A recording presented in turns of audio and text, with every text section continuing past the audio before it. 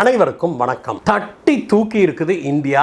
இது முழுக்க முழுக்க பாரத பிரதமர் திரு நரேந்திர மோடி அவர்களுடைய ஒரு சீர்நோக்கு பார்வையும் பிளானிங்கும் தான் அப்படின்னு இன்றைக்கு உலகமே இந்தியாவை பார்த்து மூக்கில் விரல் வைத்திருக்குது நண்பர்களே. அதுவும் இந்தியா செய்திருக்கிற இந்த சாதனை உலக அரங்கில் பெரிய அளவில் பரபரப்பை ஏற்படுத்தி இருப்பதற்கான காரணம், ஒரு மிக முக்கியமான காரணமும் இருக்குது.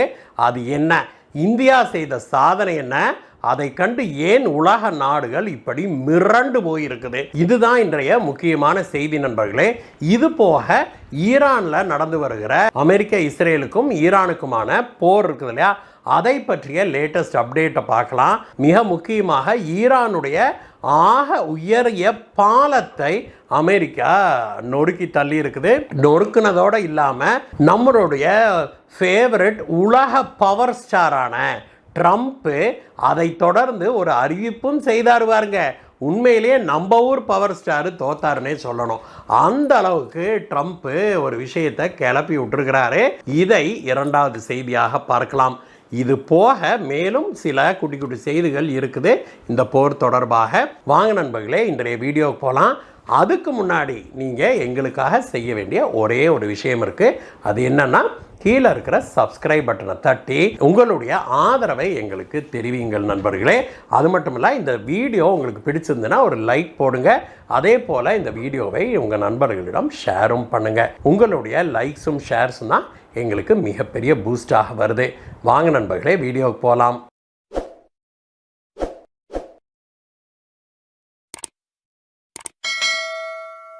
இந்தியாவுடைய பாதுகாப்புத்துறை ஏற்றுமதி இருக்குது இல்லையா, அது கிட்டத்தட்ட 4 பில்லியன் அமெரிக்கன் டாலர் அளவுக்கு சென்ற ஆண்டு இருந்திருக்குது. 4 பில்லியன்னா சும்மா சின்ன நம்பர்லாம் நினைச்சிடாதீங்க. அது எவ்வளோ தெரியுமா? கிட்டத்தட்ட 38,000 கோடி இந்திய ரூபாய். உங்களுக்கு நல்லா நினைவு இருக்கும், பாரத பிரதமராக திரு நரேந்திர மோடி அவர்கள் பதவியேற்று கொண்ட உடனேயே அவர் எடுத்த மிக முக்கியமான தீர்மானங்களில் ஒன்று என்ன அப்படின்னா, இந்தியா தனக்கு தேவையான பாதுகாப்பு உபகரணங்களை இனிமேல் தயாரிக்கிறதோடு இல்லை, நாம் ஏற்றுமதியும் பண்ணுவோம் அப்படின்னு தன்னுடைய கனவு திட்டமான ஆத்ம நிர்பர் பாரத் திட்டத்தில் இந்தியாவுடைய பாதுகாப்பு துறையையும் ஈடுபடுத்தினார் திரு பிரதமர் அவர்கள். சரி, திரு மோடி அவர்கள் பிரதமராகிறதுக்கு முன்னாடி இந்தியாவில் பாதுகாப்பு துறையெல்லாம் இல்லையாங்க சார், என்னங்க சார் இப்படிலாம் சொல்கிறீங்க அப்படின்னு கேட்டிங்கன்னா, ஒரு மிகப்பெரிய விஷயத்தை நீங்க தெரிஞ்சு கொள்ள வேண்டிய தருணம் இது. 2014ஆம் ஆண்டு பிரதமராக திரு மோடி அவர்கள் பதவியேற்றுக் கொள்வதற்கு முன்பு காங்கிரஸ் ஆண்டது இல்லையா, கிட்டத்தட்ட 70 ஆண்டுகளாக காங்கிரஸ் ஆட்சி செய்த இந்த பாரதம் அது வரைக்கும் 2014ஆம் ஆண்டு வரைக்கும் நாம் பாதுகாப்பு உபகரணங்களை இறக்குமதி செய்கிற நாடாகத்தான் இருந்திருக்கிறோம். நம்ம பாதுகாப்புக்கு தேவையான உபகரணங்களை தயாரித்து ஏற்றுமதி பண்ணுற கனவெல்லாம் விட்டுருங்க.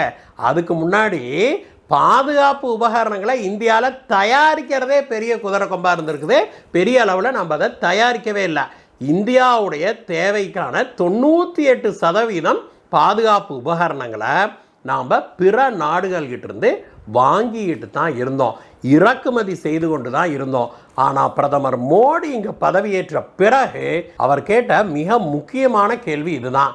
இவ்வளவு பெரிய நாடு நாம், இவ்வளவு பெரிய பொருளாதாரம் நாம், இப்படிப்பட்ட ஒரு பெரிய நாடு தன்னுடைய பாதுகாப்புக்கு தேவையான உபகரணங்களை நாம் தயாரிக்க வேண்டாமா, ஏன் நம்மளால் தயாரிக்க முடியாதா அப்படிங்கிற ஒரு கேள்வியை இந்திய சயின்டிஸ்டுகளை பார்த்து பிரதமர் மோடி அவர்கள் கேட்டதற்கான பலன் இப்பொழுது நம் கைகளில் கிடைச்சிருக்கு. 2014க்கு பிறகு படிப்படியாக இந்தியாவிலேயே நம்ம பாதுகாப்பு உபகரணங்களை தயாரிக்க ஆரம்பித்தோம். லேட்டஸ்ட் மெஷின் கன்லேருந்து ஆரம்பித்து புல்லட்லேருந்து ஆரம்பிச்சு, இதுக்கு முன்னாடி நவீன ரக துப்பாக்கிகளை நம்ம தயாரிக்கல இந்தியாவில். நவீன ரக துப்பாக்கிகளுடைய குண்டுகளை கூட நமக்கு தயாரிக்க தெரியல, தயாரிக்க காங்கிரஸ் விடலை அப்படின்னா பார்த்துக்கோங்களேன். அது மட்டும் இல்லை, பாதுகாப்பு துறையில் தனியாரை ஈடுபட விடமாட்டோம் அப்படின்னு காங்கிரஸ் ஒரு கொள்கையாகவே வச்சிருந்தது. ஆனால் பிரதமர் மோடி அதை எல்லாம் மாற்றினார். தனியாரும் இனி இந்தியாவில் தயாரிப்பில் ஈடுபடலாம்.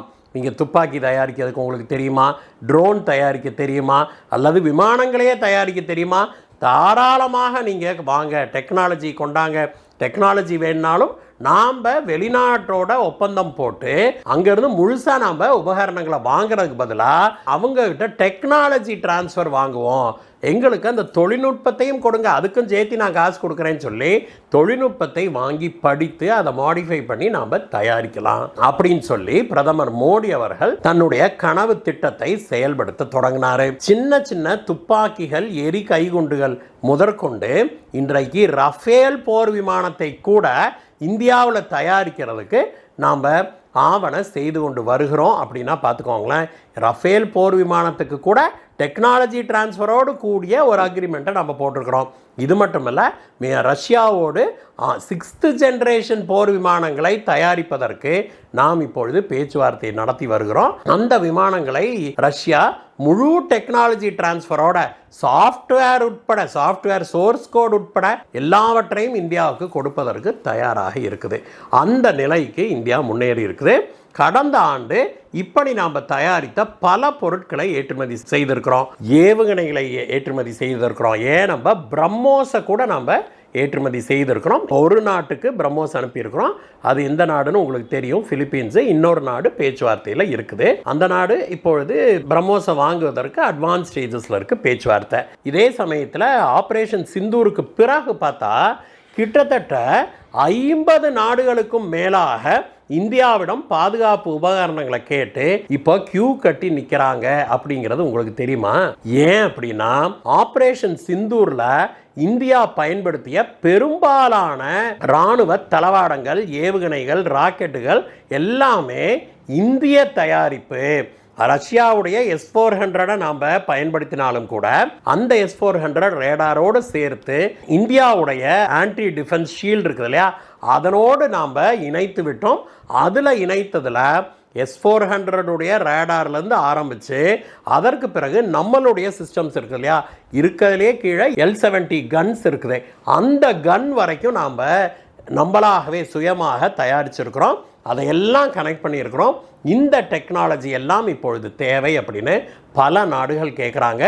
இஸ்ரேலும் கூட இந்தியாவிடம் பாதுகாப்பு தளவாடங்களை வாங்கி கொண்டிருக்குது இப்பொழுது. அப்படின்னா பார்த்துக்கோங்களேன். இஸ்ரேல்னு நாம் ஏன் சொல்கிறோம்னா, இன்றைக்கு உலகத்திலேயே இஸ்ரேலுடைய பாதுகாப்பு தளவாடங்கள் இருக்குல்ல, பயங்கர அட்வான்ஸ் டெக்னாலஜி.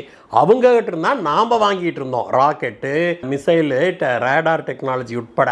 ஆனால் இப்பொழுது இஸ்ரேலுக்கே நாம் ஏற்றுமதி செய்யவும் ஆரம்பிச்சிருக்கிறோம். அந்த அளவுக்கு இந்தியா திறமையாக செயல்பட ஆரம்பிச்சிருக்குது. கொஞ்ச நஞ்சமல்ல, சென்ற ஆண்டு மட்டும் 38,424 கோடி ரூபாய் அளவுக்கு நாம் ஏற்றுமதி செய்திருக்கிறோம். காங்கிரஸ் காலத்துக்கும் அதற்கு பிறகு மோடி அவர்கள் பதவியேற்றுக் கொண்ட பிறகும் இந்தியா எந்த அளவுக்கு மாறி இருக்குது அப்படின்னு உலகமே இன்றைக்கு பார்த்து வியந்து வருது. அது மட்டுமல்ல, இந்தியாவுடைய பாதுகாப்பு ஏற்றுமதி இப்பொழுது இந்தியாவை உலகின் டாப் 10 பாதுகாப்பு ஏற்றுமதி நாடுகளுடைய லிஸ்டில் கொண்டு போய் சேர்த்து இருக்குது. குறிப்பாக இப்பொழுது பல நாடுகள் இந்தியாவுடைய ஏர் டிஃபென்ஸ் சிஸ்டம், இந்தியாவுடைய அட்வான்ஸ்டு மிஷின் கன்ஸ் இருக்குது, அந்த கன்ஸு, அது மட்டும் இல்லை இந்தியாவுடைய ராக்கெட்டுகள், ஏவுகணைகளுக்காக வரிசை கட்டி நிற்கிறாங்க நண்பர்களே.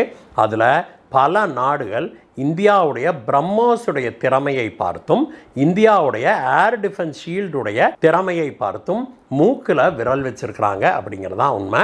அது மட்டும் இல்லை, பல நாடுகள் இந்தியா இந்த அளவுக்கு ஏற்றுமதி செய்யும் பாதுகாப்பு உபகரணங்களை அப்படின்னு எதிர்பார்க்கவே இல்லை.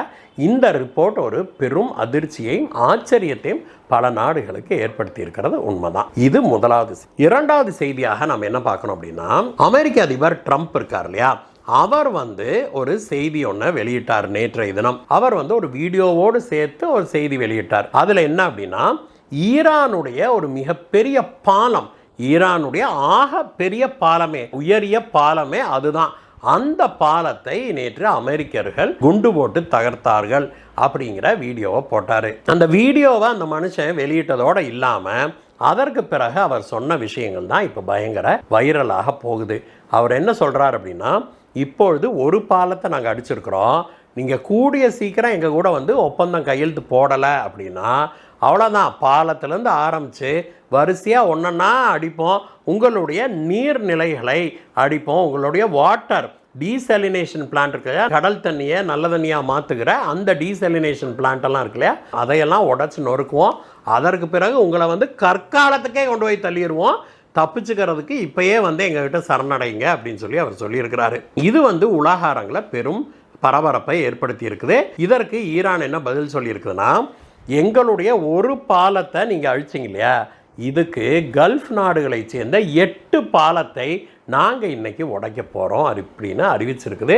இந்த அறிவிப்பு கல்ஃப் நாடுகள் முழுவதும் பயங்கர டென்ஷனில் ஆழ்த்தி இருக்குது. மூன்றாவது மிக முக்கியமான செய்தியாக இன்னைக்கு நாம் பார்க்குறது என்னென்னா, நேற்றைய தினம் ஒரு 60 நாடுகள் ஒரு மீட்டிங் ஒன்று போட்டாங்க யூகேல, இங்கிலாந்தில். ஓகே, அங்கே அந்த மீட்டிங் எதற்காக நடந்ததுன்னா, இந்த ஹார்மோஸ் ஸ்ட்ரைட் இருக்குது இல்லையா, அதை வந்து உடனடியாக நாம் விடுவிக்க வேணும். அமெரிக்காவோ இப்படி தாக்குதல் நடத்துனதுனால எல்லா நாடுகளுமே பாதிக்கப்பட்டுருச்சு. அங்கேருந்து கச்சா எண்ணெய் வெளிவர முடியவில்லை, அதற்கு ஏதாவது நாம் செய்யணும் அப்படின்னு சொல்லி சொன்னதுக்கு இந்தியாவும் அங்கே பேசியிருக்குது. இந்தியா பேசிய போது உலகத்தில் இருக்கிற அனைத்து நாடுகள்லையும் ஒரே ஒரு நாடு தான் தன்னுடைய கடற்படை சிப்பாய்களை இழந்திருக்குது, அது இந்தியா. இந்தியாவுக்கு இது பேரிழப்பு.